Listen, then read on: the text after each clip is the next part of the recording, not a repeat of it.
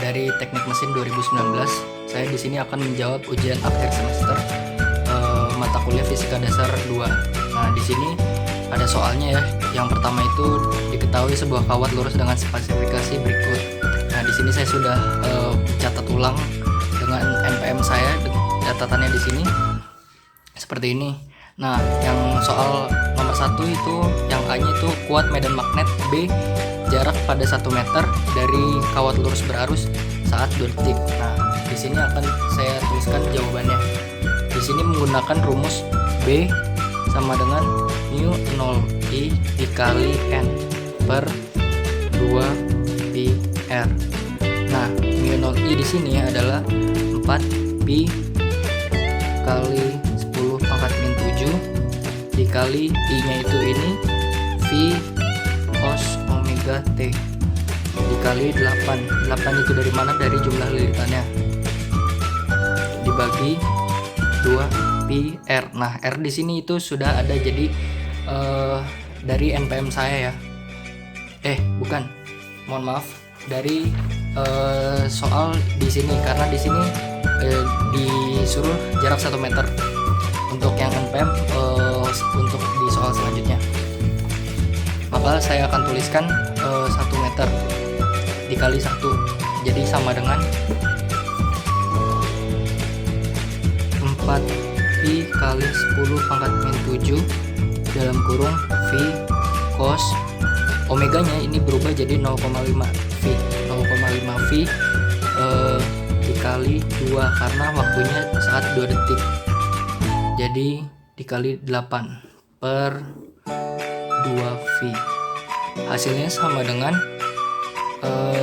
min 16 kali 10 pangkat min 7 WB per M kuadrat.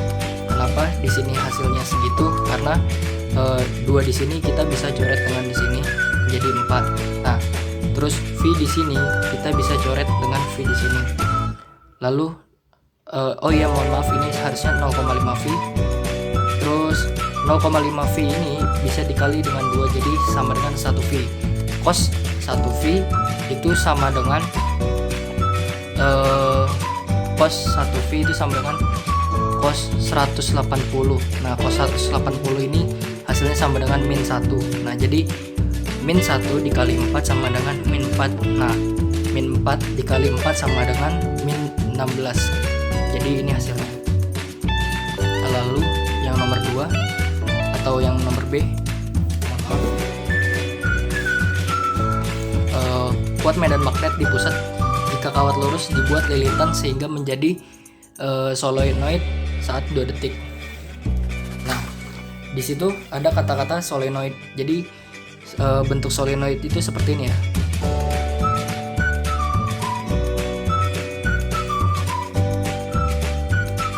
Nah, di solenoid itu terdapat 2 rumus, yaitu yang pertama itu rumus di pusat dan rumus di ujung. Nah, rumus di pusat seperti ini. B sama dengan mu 0I dikali N per L.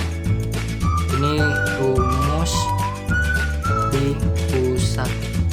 Jika rumus di ujung yaitu adalah B sama dengan mu 0I dikali N per 2L.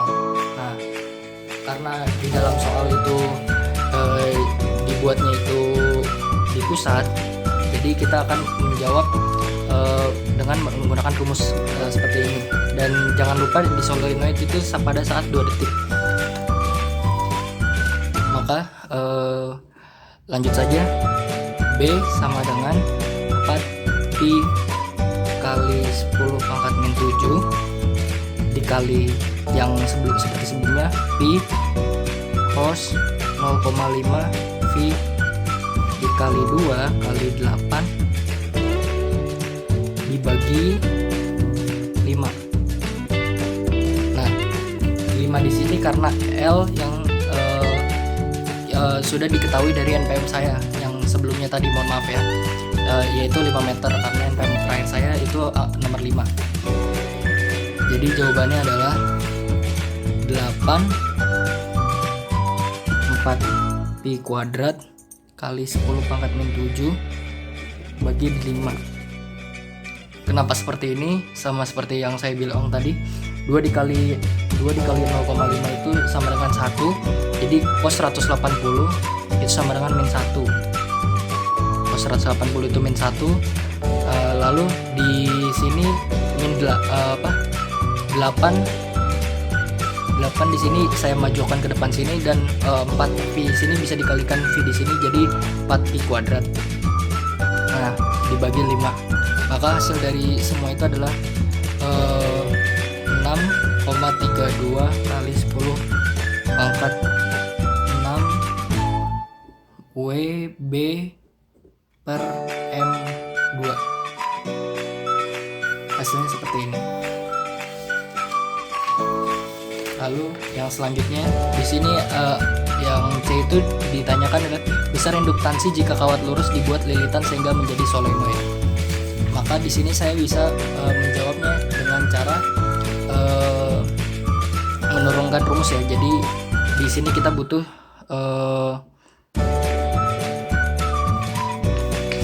rumus yang awal, yaitu B sama dengan solenoid ya, mu 0 I kali N per L.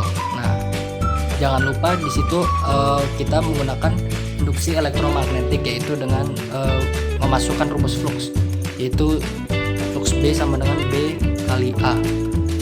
Jadi sama dengan flux B ini sama dengan mu 0 I NI per L dikali A. Nah, maka kita turunkan, jadi sigma sama dengan N minus N dikali delta flux B per delta T, sama, yaitu bisa sama dengan minus L dikali delta I per delta T. Kenapa seperti itu? Jadi di sini adalah L sama dengan minus N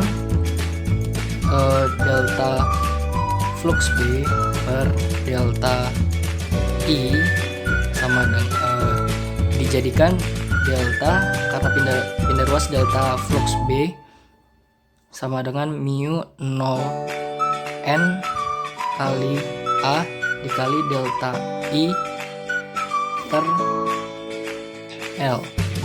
Nah, L sama dengan N dikali delta flux B per delta I. L sama dengan mu 0 N pangkat 2 dikali dengan A per L. Seperti itu. Jadi kita menggunakan rumus ini untuk menjawab besar induktansi jika kawat lurus dibuat lilitan sehingga menjadi solenoid. Jadi langsung saja kita jawab. 4 pi dikali 10 pangkat min 7 dikali 8 pangkat 2 dari yang sebelumnya dikali 1. Kenapa? NPM yang pertama saya itu 1 dibagi L nya itu 5. Jadi sama dengan 4 pi kali 10 pangkat min 7 kali 64 bagi 5 sama dengan 256 pi dikali 10 pangkat min 7. Hasilnya sama dengan 51,2 kali 10 pangkat minus 7.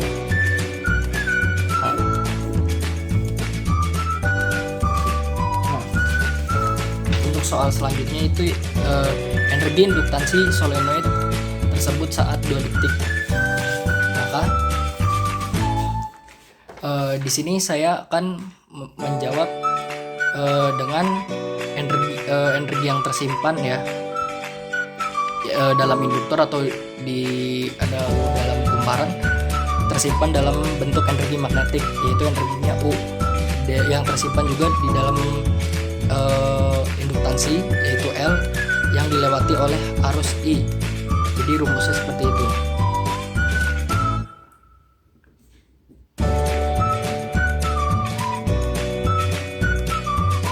Nah, ini rumusnya ya, rumus dari energi induktansi pada solenoid. Jadi kita langsung saja di sini L yang di sini masih berhubungan dengan nomor sebelumnya ya.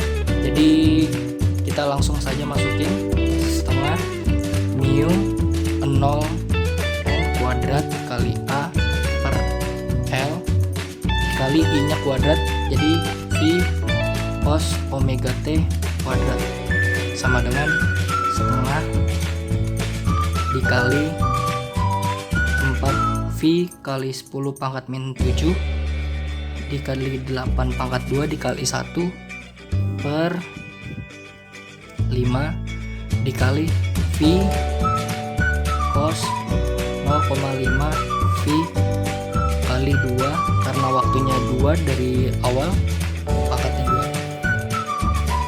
2. Hasilnya sama dengan setengah 1,2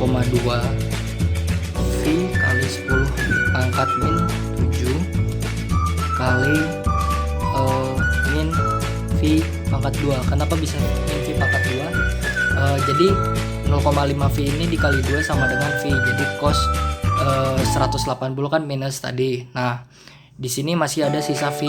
V-nya itu di pangkat yang 2, jadi negatif V pangkat 2. Maka hasilnya sama dengan minus 25,6 V pangkat 3 dikali 10 pangkat minus 7 Joule.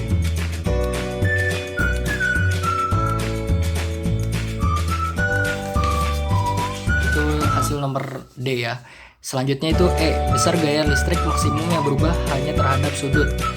Nah, di sini karena hanya berubah terhadap sudut, kita harus menurunkan lagi rumus, yaitu dari flux ya. Rumus flux. Yang pertama itu flux sama dengan B kali A. Jadi flux sama dengan B dikali A cos WT. Ini sebagai catatan. Jadi kenapa sih cos WT? Karena permukaan bertambah terhadap berubah terhadap waktu, maaf, bukan bertambah. Sudut bergantung terhadap waktu. Jadi bisa kita lanjutkan. Sigma sama dengan negatif N D flux per dt. Jadi sigma sama dengan negatif N D dikali B kali A cos omega T per dt. Nah, T di sini adalah waktu ya. Jadi sigma sama dengan N B dikali A omega sin dikali omega T untuk maksimal ya, GGL maksimal itu menggunakan sin omega T. Jadi langsung saja kita jawab. N nya itu tadi 8, B nya itu dari awal yang pertama itu jadi 4 V kali 10 pangkat min 7 dikali V cos 0,5 V dikali 2 kali 8 dibagi dengan 2 V kali 1 yang dari yang nomor 1 pertama, terus dikali 1 karena A nya, lalu dikali omega nya itu 0,5 V dikali sin kali 0,5 V lagi karena omega dikali 2 karena T nya, lalu hasilnya 8 kali minus atau negatif 16 kali 10 pangkat min 7. Mohon maaf, di sini ada V lalu dikali 0,5 V Nah, di sini kan sin 0,5 V itu tidak langsung dikalikan 2 karena 0,5 V itu sama dengan sin 90 derajat. 80 dikali 2. Jadi hasilnya sama dengan sin 90 itu sama dengan 1. Jadi 2 dikali 1 sama dengan 2 dikali 1 sama dengan 2 dikali 0,5 sama dengan 1. Jadi hasilnya sama dengan V saja. Jadi 8 dikali min 16 V kuadrat kali 10 pangkat min 7. Hasilnya sama dengan negatif 128 V kuadrat kali 10 pangkat min 7.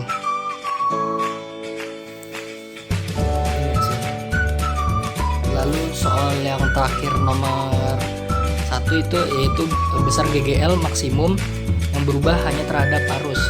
Nah, di sini karena berubah hanya terhadap arus, maka kita menggunakan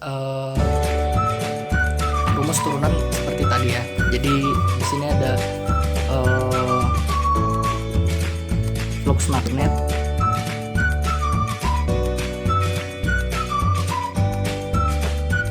sebagai catatan ya. Flux sama dengan B dikali A, lalu B dikali A sama dengan cos theta karena di sini bergantung terhadap derajat. Nah, lalu B di sini itu sama dengan mu 0i dikali n per 2 VR. Nah, selanjutnya sigma sama dengan negatif n dikali delta flux per delta T sama dengan negatif n dikali D B kali A kali cos theta dibagi dt. Nah, selanjutnya sigma sama dengan negatif n dikali A dikali cos theta dikali db per dt. Lalu kita turunkan lagi menjadi sigma sama dengan negatif n dikali A yang db nya ini kita ubah jadi mu 0 kali n per 2 pi r. Nah, ini kemana? Ini itu ke sini, jadi di per dt. Selanjutnya kita turunin lagi negatif n kuadrat dikali mu 0 a per 2 v r sama dengan dikali di per dt. Nah, selanjutnya kita bisa merubah ini menjadi induksi kawat arus. Induksi kawat arus.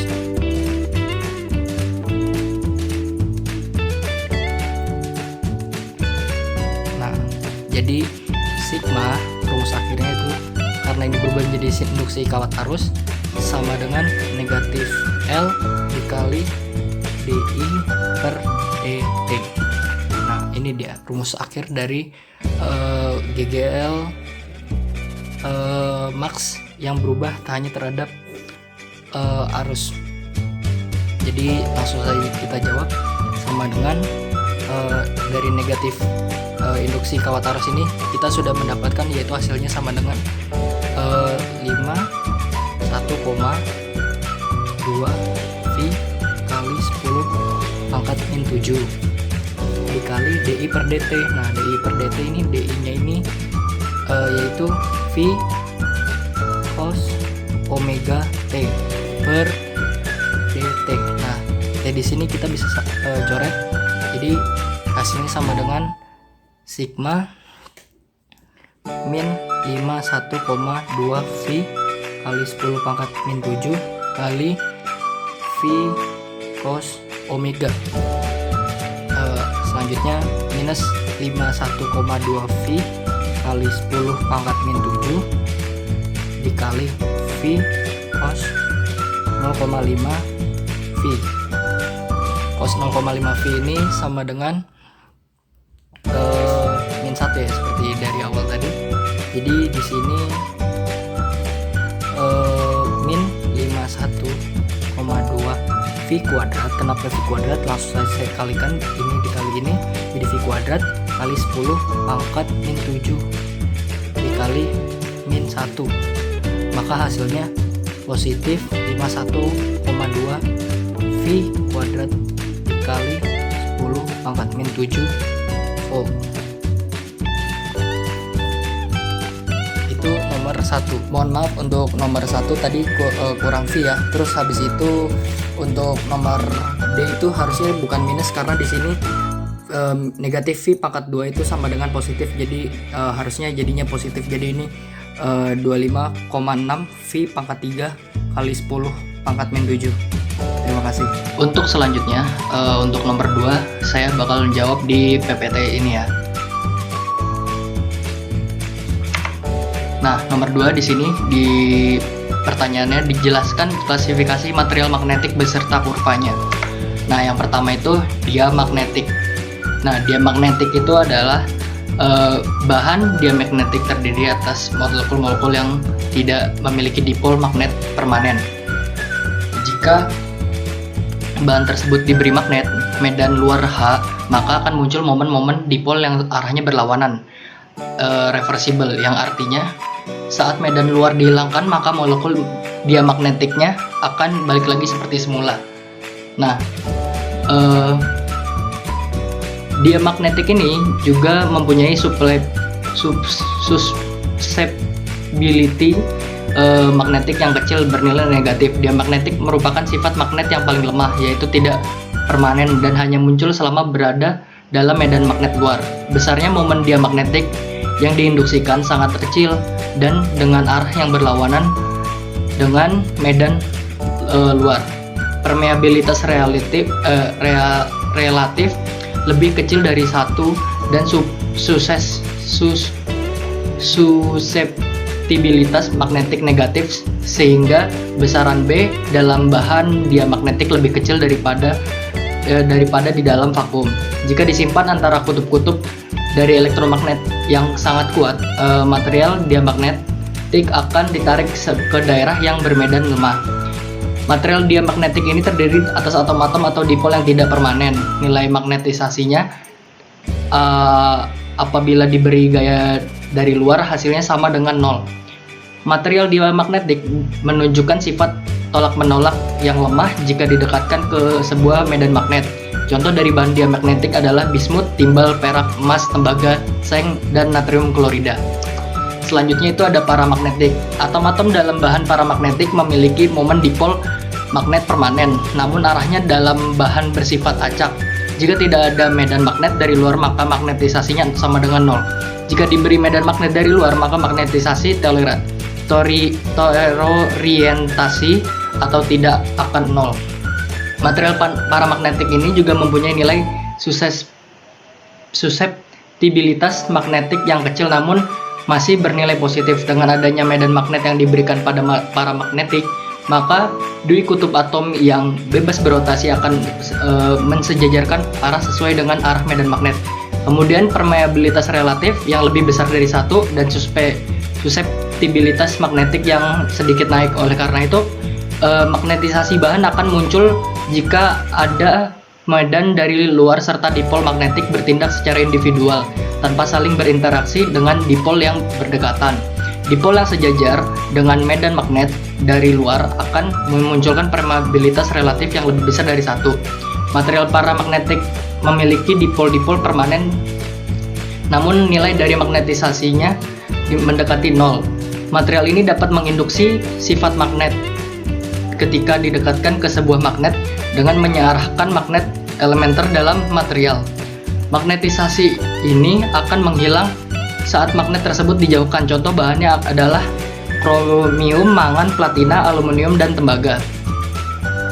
Selanjutnya ada ferromagnetik. Walaupun tidak bisa diberi medan dari luar atau H, material tersebut telah memiliki orientasi momen-momen dipol yang searah.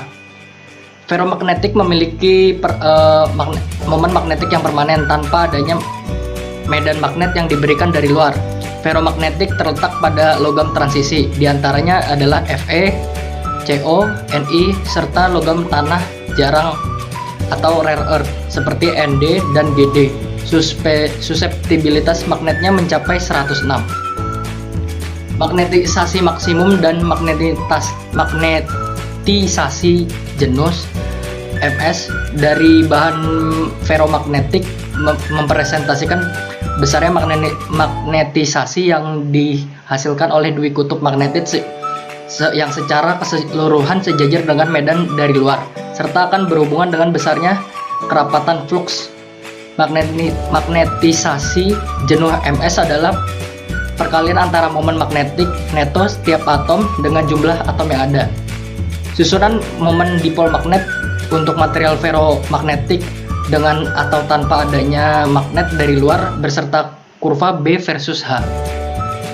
Material ferromagnetik ini walaupun tidak diberi medan dari luar tetapi nilai magnetisasinya tidak sama dengan nol. Material tersebut telah memiliki orientasi momen-momen dipol yang searah. Sifat ferromagnetik merupakan kemampuan sebuah material untuk mempertahankan magnetisasi secara permanen. Contohnya adalah besi, nikel, dan kobalt. Nah, di sini ada kurva histeris magnetik. Pada kurva histeris magnetik ini terdapat titik awal yang belum diberi medan magnet atau setelah mengalami atau diberi medan magnet dia akan meningkat ke arah titik Ms. Nah, setelah diberi medan magnet dan kita hilangkan medan magnetnya, dia akan menurun ke titik MRS ini. Jadi titik magnetisasi yang tersisa medan H dihilangkan, dia bakal turun terus sampai ke Hc. Nah, di Hc ini ada gaya konferensif, medan yang diperlukan untuk membawa nilai magnetisasi kembali menjadi 0. Nah, sama seperti tadi, di sini juga ketika ada titik H0 maka ada 4 tanda panah, kemudian diberikan medan dari luar H dengan arah ke kanan, maka nilai dengan arah ke kanan makin besar domainnya. Ketika ada di titik saturasi, arahnya akan semakin ke kanan dan semakin besar. Selanjutnya itu ada antiferromagnetik. Bahan antiferromagnetik dapat digambarkan oleh dua jenis atom momen magnet yang berlawanan arah. Jika ada medan dari luar, besarnya momen magnet yang berlawanan arah seimbang sehingga magnetisasi total sama dengan 0 atau M sama dengan 0. Contoh ferromagnetik ada kromium dan mangap. Gabungan momen magnetik antara atom-atom atau ion-ion berdekatan dalam satu golongan bahan tertentu menghasilkan persejajaran antiparalel. Gejala ini disebut antiferromagnetik. Sifat tersebut antara lain terdapat pada MnO, bahan keramik yang bersifat ionik memiliki ion-ion Mn2+ dan O2-, sehingga momen magnetik neto menghasilkan ion O2-. Hal ini disebabkan karena adanya aksi saling menghilangkan total pada kedua momen spin dan orbital. Tetapi ion Mn2+ memiliki momen magnetik neto yang terutama berasal dari gerak spin ion-ion Mn2+. Ini tersusun struktur kristal sedemikian rupa sehingga momen dari ion yang berdekatan adalah antiparalel. Ketika momen-momen magnetik berlawanan tersebut sehingga saling menghilangkan, bahan MnO secara keseluruhan tidak memiliki momen magnetik. Yang terakhir ada ferrimagnetik. Pada material ferrimagnetik, momen magnet masing-masing atom tidak sama sehingga mempunyai magnetisasi spontan M walaupun adanya medan magnet dari luar. Ini adalah ringkasan materinya ya. Jadi itu saja untuk menjawab soal UAS Fisika Dasar 2. Saya Noval Hilmi Wijaya, mohon maaf bila ada salah kata. Wassalamualaikum warahmatullahi wabarakatuh.